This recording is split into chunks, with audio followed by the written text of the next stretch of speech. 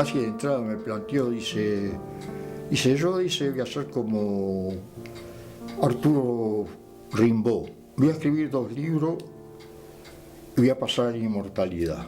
Con 2 libros notables, ¿no? que llaman la atención. Se ha transformado en un ícono de la cultura uruguaya, de la poesía, en un poeta de culto, pero un poeta de culto real. Desmitificador. Perfeccionista. Y estaba en un camino muy distinto. Por lo vanguardista, sobre todo, ¿no? Es un poeta experimental, explorador. Una posición excéntrica. Sobre todo si se lee en contexto histórico. Descoloca totalmente al lector. Arturo Rimbaud, desnúdate y explica en un cortinaje de cortinas donde rompen los huecos amarillos un hueco en cada aire. Farol, autobús, color. El Uruguay no tuvo una escuela surrealista como tuvieron otros países. Y el surrealismo, estamos hablando de una de las corrientes principales en la poesía occidental del siglo XX. Y de ahí la sincronía, ¿no? Parrilla se vincula con una estética que estaba de alguna manera relegada, no solamente aquí. En ese caso no lo veo a Parrilla como un raro, sino lo veo como un personaje que estaba muy sintonizado con su tiempo. Pienso que Parrilla no podía ser visto por quienes marcaron en lo sucesivo, en los años sucesivos, el diapasón crítico más fuerte. Se movió en los circuitos laterales, nunca en el centro del canon, nunca en el centro del oficialismo, en el sentido más amplio de oficialismo. Bueno, no podían rescatarlo como alguien que importase. No podían, no, francamente no podían. Eran gente marginales dentro de lo que podría llamarse la aspiración intelectual de aquel momento, ¿no? En los últimos años ha venido siendo revalorado o redescubierto por generaciones nuevas de lectores y de poetas que han recuperado la retórica de Parrilla y han empezado a entender otros lugares de la literatura uruguaya que el canon, consciente o inconscientemente, ocultaba. Los marinos borrachos con balbuceos en cada plato, en cada gorrión un árbol sin garganta, en cada cara los veranos bordados, la anestesia de rumor ágil, rama o estatua. La movida cultural en los cafés, las tertulias de cafés, no solo se cultivaban en el centro, sino también en aquella época donde los cafés de barrio eran uno en cada esquina. Ese que está ahí, desgraciadamente cerrado, es el Yatasto. ¿Con qué estaba relacionado el café en los años 40, sobre todo y 50? Estaba relacionado con los cines. A donde me trajo Parrilla, después que estuvimos y lo encontré acá, en este lugar, donde estaba el cine Victoria. Esto fue una cosa que me contó Meguet. Parrilla alquiló un cine de allí, de la calle Sierra, ¿no? Y sacó una cosa diciendo: Parrilla, profesor de amor, disertará sobre el amor, ¿no? No sé si es un sueldo o un anuncio, una cosa así, ¿no? Y después, cuando llegó el momento, agarró y dijo: bueno, como no he podido preparar la disertación sobre el amor, voy a hablar sobre la guerra. Como parte de esa actividad de provocación, creo que la palabra precisa es esa, Parrilla editó una tarjetita que alguna vez vi, en la que se identificaba, en lugar de identificarse como profesor o como escritor o como lo que fuere, se identificaba como profesor de amor. Esa es una de las tantas provocaciones que Parrilla debió hacer en el Montevideo de fines de los años 40. Estimadas señoras y señores, de nada serviría continuar con la hipocresía y negar lo que ya resulta evidente a todas luces. Cabrerita será un talentoso artista, sí, pero se rasca mucho el culo. José Parrilla, profesor de amor. José Parrilla, profesor de amor. Testigos presenciales cuentan que después de estas palabras, con las que Parrilla abría una muestra de cuadros de Cabrerita en un local cedido por el gremio anarquista en la esquina de Uruguay y Río Negro, un puñado de buenas señoras se retiraron indignadas. Poeta maldito, verdadero enfant terrible de su época, discípulo ignorado del surrealismo y del Dada, personaje enigmático, marginado de todo movimiento más o menos organizado, Parrilla fue, según Pablo Roca, el Roberto de las carreras de la década del 40. Un raro in extremis. Yo lo que trabajé de Parrilla es más que nada esa simbiosis que se fue formando entre los dos, ¿no? Entre Cabrerita y Parrilla, a nivel artístico y a nivel humano. Ambos caminaban muy... recuerdo de haberlos visto en la calle caminando, como estaban ausentes de todo lo que pudiera pasar al entorno de ellos, ¿no? Viviendo un mundo especial, ¿no? Parrilla decía que él escribía las pinturas de Cabrerita y Cabrerita a su vez pintaba la poesía de Parrilla. La relación entre Cabrerita y José Parrilla es interesante verla en función también del contexto de la generación del 45 en donde se dan a conocer, porque es en el contexto de las tertulias, de los boliches, del Metro, del Yatasto, del Sorocabana, principalmente, donde Parrilla se vincula a una serie de escritores. Parrilla era el más brillante de todos. José Parrilla era realmente el que movía, el que los movía a todos, el que le daba dinamismo a ese grupo. Funcionaron como una válvula de escape a esa relación hipercriticista que tenía esa generación, la generación crítica, la generación del 45, y funcionaron en cierto modo como bufones que no fueron tomados en serio desde el punto de vista plástico y literario.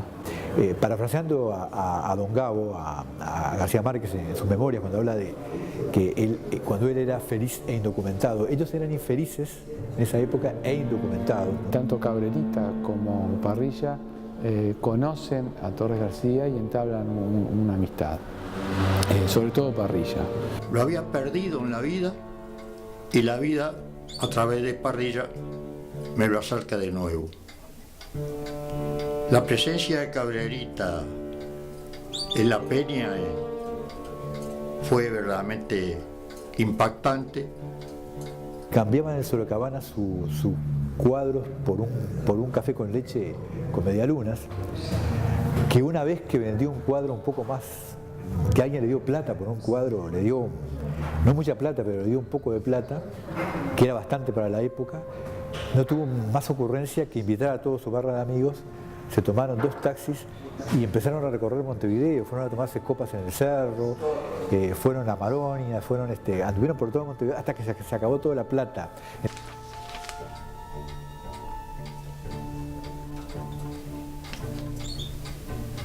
Y acá aparece la niña. Él le pregunta, Ramón Mérica le pregunta, ¿usted tuvo una novia? Sí, dice, a los 15 años tuve una novia. ¿Cómo se llamaba? Lidia Noemí, con un nombre raro. Es la niña. Después de 30 años de estar internado, se recordaba el nombre. Hay que estar internado en la colonia Etxepare, que es un infierno. Él se enloqueció en la colonia Etxepare. En donde lo visita muy poca gente de esa generación que supuestamente lo había amparado. Y no se tienen noticias tampoco durante todos esos 30 años de Parrilla. Y comienza a escribir las niñas a raíz de la influencia que recibe por la poesía de Parrilla.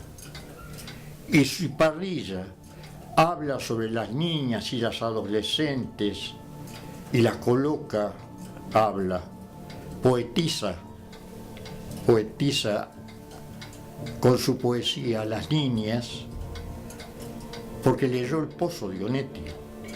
Y Onetti en El Pozo le da un valor muy grande a las niñas. El ideal de pureza y de impureza en la mujer, en Onetti, y también, como vemos en la poesía de Parrilla, habría quedado como una marca a fuego que él utiliza además como una forma de como un movimiento, ¿verdad? Tanto literario como espiritual. Permitime un diván salvaje y una niña de ojos depravados dormidos en botellas. Permitime un fantasma carcomido y brillante para crecer de bruces frente al sexo, pintado, lujoso y animal de Ana María. Hay claramente un pasaje que habla de un repique, de una presencia de la visión del mundo de Onetti, en particular del Pozo, en ese texto de Parrilla que, si mal no recuerdo, se llama El Señor de las Moscas o cosa parecida, El Cazador de Moscas, ahí está, El Cazador de Moscas. Vio en El Pozo una gran novela, y bueno, en definitiva El Pozo es la gran novela del siglo XX uruguayo. Hay una entrevista que le hace María Estragilio a Onetti en el Seminario Marcha en 1965, en la que Onetti le cuenta la visita que supuestamente hizo Parrilla a la agencia Reuters donde trabajaba Onetti, y le entrega un papelito que dice que lo lea después cuando esté solo. Es decir, cuando lo enfrenta, Parrilla le dice a Onetti: yo no soy homosexual, pero entre usted y yo hay algo parecido a lo que hubo entre Verlaine y Rimbaud. Dice: lea esto después que yo me vaya, no lo lea ahora. Y entonces Onetti recibe de ese joven la afirmación de que tiene razón, que todo en la vida es mierda. Y esa es, como se sabe, una frase que Onetti incluyó en El Pozo. Y Onetti, sospechando que se va a suicidar, le empieza a remorder la conciencia de no haberlo detenido, o se preocupa, y lo manda a buscar a distintos hospitales, y en efecto Parrilla se había cortado las venas o había intentado de algún modo suicidarse. Y en el baño del Yatato se abrió una muñeca con una gilet. Lo atendimos, llamamos la asistencia y lo internaron en el Vilar de Bo. Estoy entrando en la casa donde vivía José Parrilla. En ese lugar, ese es el altillo donde descansaba y escribía. Quiso sentar las bases de una poesía surrealista uruguaya, ¿no? Y que luego, en algún momento, se fue a Francia y se perdió su rastro, ¿no? Hacia 1947, 48, desaparece de Montevideo, se va de Montevideo. Y en realidad, hasta donde he podido averiguar, él no se va directamente a Francia, sino que se va a España, y de ahí salta para Francia, donde se instala en el sur, aparentemente en Niza. En donde sigue intentando generar movimientos artísticos, hoy diríamos alternativos. Compraría o alquilaría o algo semejante un castillo en Niza, y ahí se instalaría y terminaría creando una religión. Va ayudando a la gente que estaba viviendo como él prácticamente en la calle o en situaciones límites, y las van parando desde el punto de vista anímico. Gente que nosotros estuvimos en París y en Barcelona, de los cuales algunos fueron alumnos directos de Parrilla, yo creo que generó en ellos, por lo que hemos percibido de ellos, sí, de repente una línea artística, o una forma de escribir poesía, por ejemplo, pero también una forma de ver el mundo, me parece que es como una actitud frente al mundo. Por ahí, por mediados de la década del 80, un folletito, un volante casi, se hablaba de Le Parillato, o sea, el parrillato. Fundamentalmente son los franceses, ¿no? Parrilla estuvo en Francia viviendo, y bueno, murió allá, y se ve que dejó varios alumnos, dejó toda una camada de alumnos y de gente seguidora de él. El personaje Parrilla va adquiriendo una dimensión mítica y se va transformando para la gente que lo rodea en una especie de dios. ¿No? Era una especie de gran profeta de esa su propia religión, ¿no? Hay como una cosa muy extraña en donde se habla de Parrilla como si fuera un dios y se lo dibuja como si fuera un dios. Es un enigma casi toda la trayectoria vital, diría casi toda, incluyendo la que tuvo aquí en Montevideo.